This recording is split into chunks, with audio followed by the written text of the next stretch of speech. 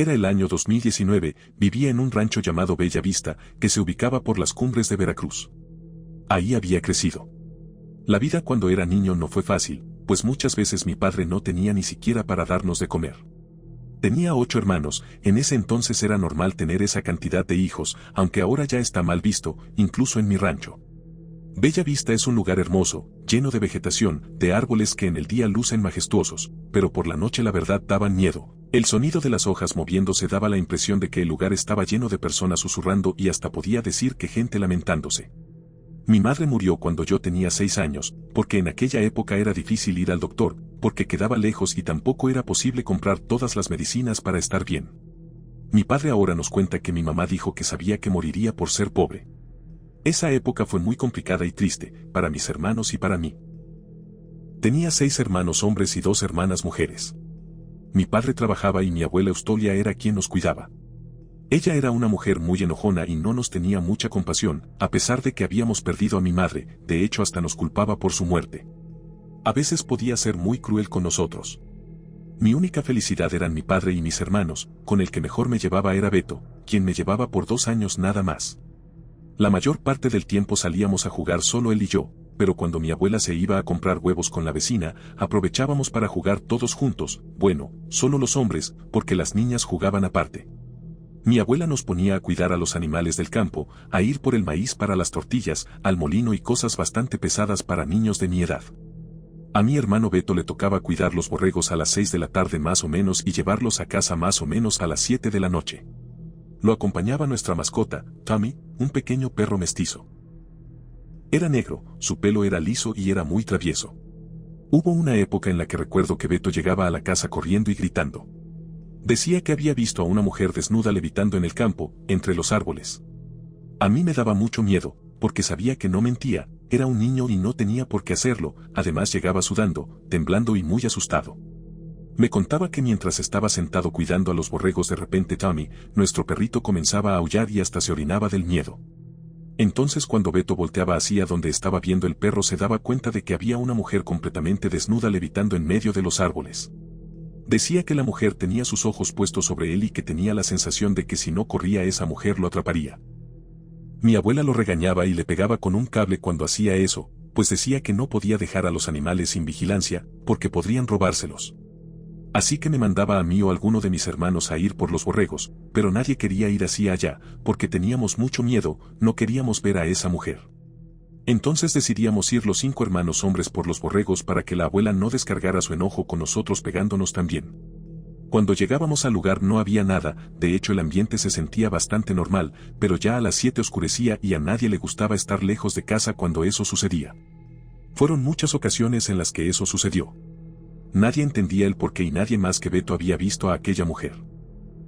Pasaron los años y varias veces se repitió aquel suceso, pero la vida era mejor, mi padre había conseguido un mejor trabajo y ya nos alcanzaba para nuestras 3 comidas al día, aunque eso significara ver a mi papá cada semana y tener que aguantar los malos de mi abuela Eustolia.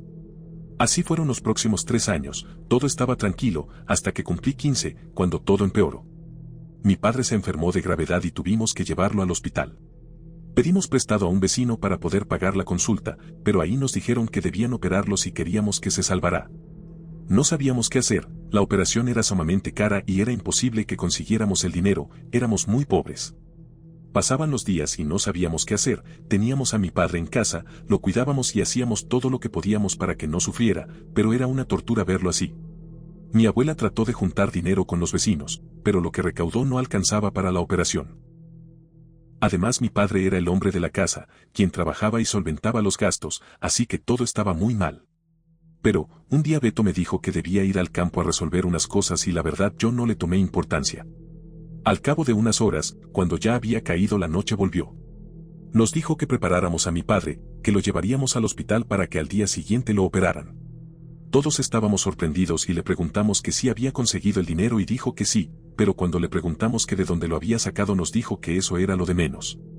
Preparamos todo y los vecinos, quienes tenían una camioneta muy vieja, nos llevaron al hospital más cercano. Todo el camino me pregunté que de dónde había sacado ese dinero Beto, no tenía sentido, como ya había dicho era casi imposible. Nadie en el pueblo tenía esa cantidad, seguro mi hermano estaba metido en algo malo. Al día siguiente operaron a mi padre y mientras esperábamos que saliera le pregunté a Beto en privado que de dónde había sacado el dinero. Él me dijo que eso no importaba, que lo importante era que nuestro padre estaría bien. También me dijo que en un año él cumpliría 18 y que empezaría a buscar un trabajo para ayudar a la familia. Decidí ya no preguntar más, porque sabía que no me iba a decir por más que insistiera. Pasados los días y mi padre comenzó a recuperarse, claro que debía pasar varios días recuperándose, pero todos estábamos más tranquilos y felices porque por un momento creí que le pasaría lo mismo que a mi madre. Todo estaba bien y al parecer nadie recordó preguntarle a Beto que de dónde había sacado ese dinero. Una tarde Beto y yo salimos a buscar a Tommy, nuestro pequeño perrito, porque se había escapado. Caminamos entre los grandes árboles y platicamos mucho, como cuando éramos niños, pero después de un buen rato nos percatamos que entre todos esos árboles había unas carpas, ropa tirada e incluso armas. Mi hermano me dijo que seguramente eran de algún cartel, que sus amigos le habían contado que ya habían llegado a Bella Vista y que estaban reclutando gente. Yo me asusté y le dije que nos fuéramos de ahí. Él asintió moviendo la cabeza, pero se quedó unos minutos más mirando. Parecía que no había nadie. Le toqué el hombro y le repetí que debíamos irnos. De regreso tuvimos la suerte de encontrar a nuestra mascota, así que todo había valido la pena. Cada día parecía mejor para nuestra familia después de eso, hasta que un día algo cambió. Me di cuenta de que mi hermano Beto salía cada vez más y llegaba muy tarde. Él decía que era porque estaba buscando trabajo, pero yo lo conocía bien y sabía que había algo más que eso. Una noche, mientras esperaba a Beto me quedé dormido y en mis sueños lo vi, estaba frente a frente con esa mujer que describía que veía cuando iba a cuidar a los borregos. Yo nunca la había visto, pero algo en mi sueño me decía que era ella. Pero unos segundos después algo me despertó. Era mi hermano Beto, quien me movía con fuerza. No lograba verlo muy bien, por la oscuridad, pero noté que estaba llorando y una gota de su sudor cayó en mi brazo. Le pregunté que si estaba bien y él me dijo que no. Me dijo que saliéramos y que afuera podría contarme. Salimos y nos alumbramos con una vela. Hacía mucho frío, el viento pegaba en la cara y la neblina daba un aspecto terrorífico al campo. Nos sentamos en unos troncos y le pregunté qué estaba pasando. Él me dijo que solo me contaría porque tenía confianza en mí y que sabía que no le diría a nadie, además dijo que no podía más. Lo escuché con atención y comenzó a contarme que cuando mi padre había enfermado tenía mucho miedo de que le pasara lo mismo que a mi madre y que él sabía que no podía soportar estar así, que quería ayudar, encontrar la solución para conseguir el dinero.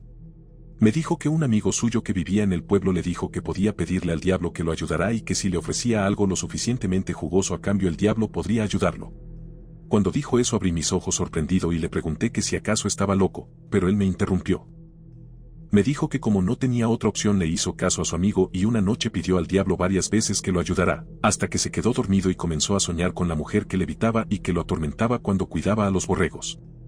En su sueño esa mujer se acercaba a él y le decía que debía ir a verla al día siguiente al campo para poder cumplirle su petición. Cuando despertó sabía que debía hacerlo y más aún cuando vio cómo estaba mi padre. Con miedo fue al lugar donde siempre veía a esa mujer, a la misma hora en la que lo mandaban a cuidar a los borregos y esperó unos minutos muriéndose del miedo. En el momento en que estaba decidido a irse escuchó algo entre los árboles y cuando entrecerró los ojos para ver mejor se dio cuenta de que era aquella mujer acercándose poco a poco a él. El terror se estaba apoderando de sus piernas y quería huir corriendo de ahí, pero el deseo de ver bien a nuestro padre pudo más y aún con lágrimas en sus ojos se quedó. Me contó que esa mujer se veía 1000 veces más espantosa de cerca, que en sus ojos había dientes y que en su boca sangre y tenía un olor putrefacto. Estaba desnuda y su piel era casi verdosa. La mujer le dijo con una voz de otro mundo que el Satanás la había mandado y que le concedería el favor solo si él le daba un sacrificio humano. El dinero que necesitaba estaba enterrado justo ahí, pero si lo tomaba debía estar consciente de que debía entregar su sacrificio, pero si lo tomaba y no entregaba lo que el diablo le pedía entonces uno de nuestros hermanos moriría e iría directo al infierno. En el momento en que quise interrumpir a Beto él me dijo que lo dejará terminar y siguió con su relato contándome que como no tenía idea de qué hacer desenterró el dinero, que era justamente lo que necesitaban para la operación de nuestro padre y que aunque tenía miedo sabía que debía cumplirle al diablo. No quería que se cobrara solo con alguien de su familia. Así que recordó cuando habíamos ido a buscar a Tommy y fue de nuevo esperando ver a los sicarios, para pedirles trabajo y así cumplir su cometido, sin que él mismo decidiera a quién matar. Esas personas le dieron el trabajo y le dijeron que debía matar al dueño de una miscelánea en la ciudad, porque no había querido pagar derecho de piso. Beto estaba decidido a hacerlo, sabía que no tenía opción, pero cuando estuvo frente a frente con esa persona se dio cuenta de que le iba a costar mucho. Llevaba una capucha que escondía su rostro y con lágrimas en los ojos le dijo al señor que él no quería hacerlo, pero que no tenía opción y lo llevó hasta una de sus bodegas y lo mató, mientras todos sus trabajadores escuchaban. En el momento en que mi hermano terminó la última palabra le grité que si acaso estaba loco, era imposible que todo lo que me estaba contando fuera real. Simplemente no podía creerlo. Mi hermano me abrazó y comenzó a llorar, me dijo que lo sentía, pero que no tuvo opción, era la única manera en la que el diablo no se llevaría a alguien de la familia. Viendo cómo se encontraba le dije que no se preocupara, que solo debía dejar de ir con esas personas que lo mandaron a matar a ese pobre hombre y que haríamos como si nada hubiera pasado. Volveríamos a ser la familia feliz de antes. Quizá en el pasado no valorábamos nuestras vidas, pero en ese momento nos dimos cuenta de que a pesar de ser pobres y de tener una abuela regañona siempre habíamos sido niños felices. Beto me prometió no volver con aquellos sicarios y estar tranquilo en casa, yo me encargaría de que nada de eso saliera a la luz. Nos fuimos a dormir después del abrazo y prometimos jamás mencionar nada. Estábamos más tranquilos, pero eso era porque no sabíamos qué pasaría después. Algo que incluso en el presente sigue repercutiendo en nuestras vidas. Fueron 2 semanas de paz, todo había vuelto a la normalidad, hasta que un día mi padre mandó a mi hermano a comprar maíz al centro del pueblo, eran más o menos las 5 de la tarde.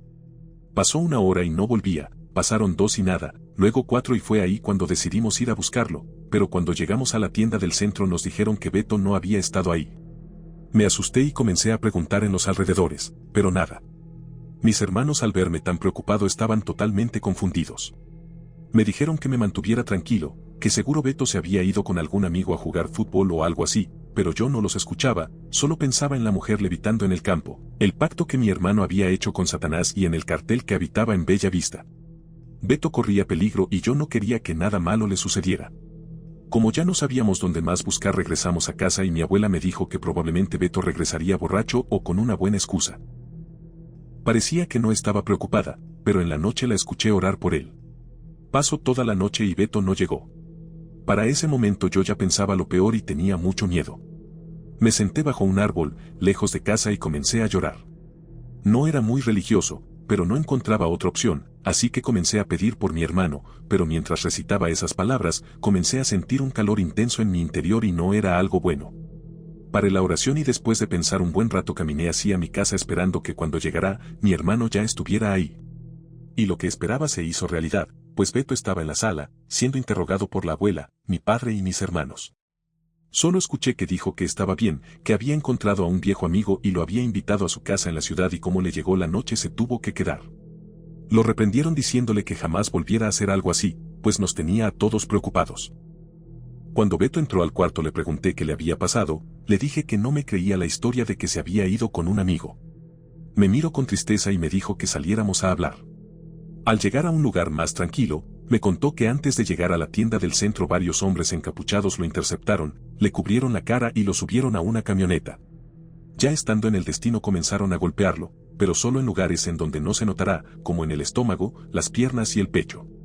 Después le cortaron un dedo del pie y luego le pusieron alcohol. Dice que jamás había sentido tanto dolor en su vida. Se quitó el zapato y me mostró su pie, luego se alzó la playera y estaba todo lleno de moretones. Inevitablemente comencé a llorar y él me abrazó. Era mi mejor amigo, mi hermano y me dolía que estuviera pasando por todo eso. Él trató de calmarme, me dijo que no pasaba nada, que ya estaba resuelto. Me contó que uno de los más pesados del cartel había hablado con él y que le había dicho que no podía simplemente desaparecerse y hacer como si nada. Si ya había entrado a ese mundo jamás podía salir, solo muerto. Pude ver su expresión de miedo, de resignación y de tristeza. Esa tarde nos tiramos en el pasto, sabiendo que nada volvería a ser igual jamás. Pasaron los años y mi abuela murió. Ella jamás supo que su nieto era parte de los sicarios del pueblo y eso era un alivio. Luego yo me vine a vivir a la ciudad y me traje a mi padre, encontré un trabajo bastante decente en una fábrica de zapatos y mis hermanos igual, dejamos el pasado en aquel ranchito hermoso que un día nos vio nacer, todos menos Beto. Él se quedó en Bella Vista. Compró una casa y nunca sentó cabeza, hasta el día de hoy. Tiene hijos por todo el pueblo y sigue trabajando en lo mismo. Siempre que puedo lo visito o me visita, me cuenta cómo le va en el negocio y la verdad es que desde hace muchos años sus ojos ya no tienen brillo, sus labios están secos, simplemente ya no es el mismo, pero yo siempre lo voy a querer, él siempre será mi hermano y entiendo su cambio. Beto no tuvo opción y todo lo hizo por su familia, porque puso a mi padre antes que a él mismo y eso siempre se lo voy a agradecer. Muchas veces me contó que había vuelto a ver a la mujer levitando cerca de su casa y que temía que algún día fuera por él. Sabía que estando en ese mundo todo era posible. Había ayudado mucho al pueblo, daba despensas, incluso dinero a los más necesitados. Las personas de ahí lo querían mucho y hasta llegaron a nominarlo para ser presidente, pero nunca pasó, su apodo era Metra y sigue ahí, no tiene opción. ¿Quién diría que ya no le debe nada al diablo, pero sí a un cartel? Y bueno, esa es la historia de mi familia, más específicamente de mi hermano. La pobreza nos quitó a mi madre, pero gracias a él tenemos a mi padre.